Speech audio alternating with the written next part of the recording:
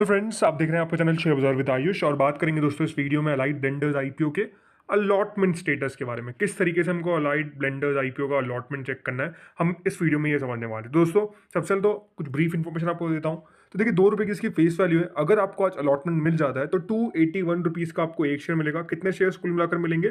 53 share आपको मिलते हुए नजर आएंगे सिंगल लॉट के अंदर। 1500 करोड़ का दोस्तों ये इशू है, जिसमें से 1000 करोड़ का फ्रेश इशू था और बचा बाकी का ऑफर फॉर सेल था 500 करोड़ का।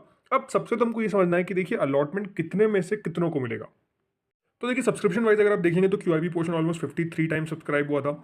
लेकिन शुरुआत हम करते हैं एचएनआई से। तो देखिए, एचएनआई कैटेगरी में big HNI category almost 39.76 time subscribe हुई। इसका मतलब क्या है? ऑलमोस्ट हम कह सकते हैं राउंड ऑफ देखिए 40 टाइम्स ही सब्सक्राइब हुई इशू।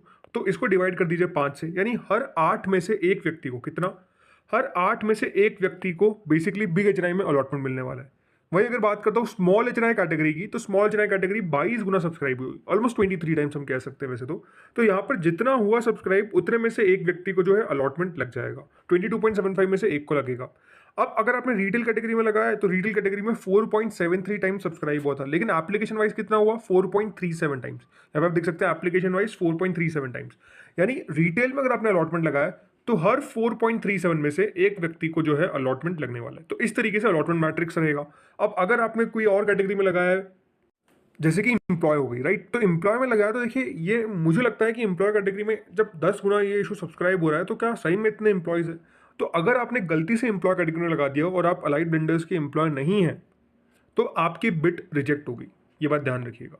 तो यहाँ पर उन लोगों की बिट रिजेक्ट हो जाएगी जिनके द्वारा एम्प्लॉय कैटेगरी में लगा दिया गया है गलती से या फिर जानबूझकर।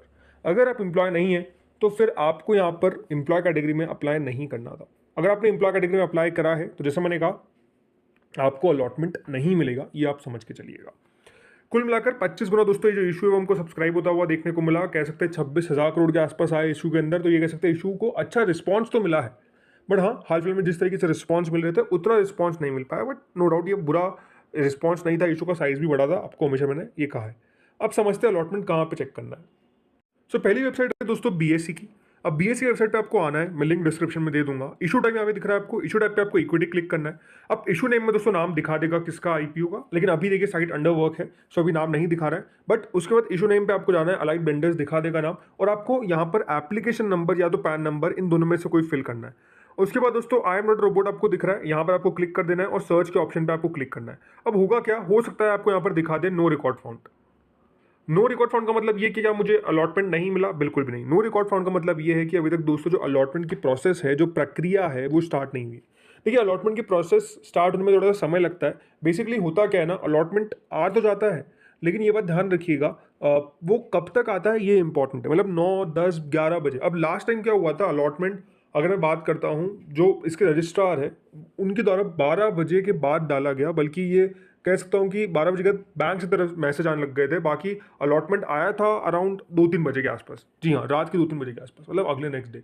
तो अलॉटमेंट का क्या टाइम है कोई फिक्स नहीं है, ये आपको समझना पड़ेगा। इसलिए सबसे बेस्ट वेबसाइट कौन सी होती है? रजिस्ट्रार की। तो जो रजिस्ट्रार है इस आईपीओ के, वो है फ्रेंड्स लिंक्डइन टाइम। अब इसकी भी मैंने वेबसाइट की लिंक डिस्क्रिप्शन में दे रखी है, तो दोनों वेबसाइट आपको डिस्क्रिप्शन में मिल जाएगी। लिंक्डइन टाइम पे जाना है।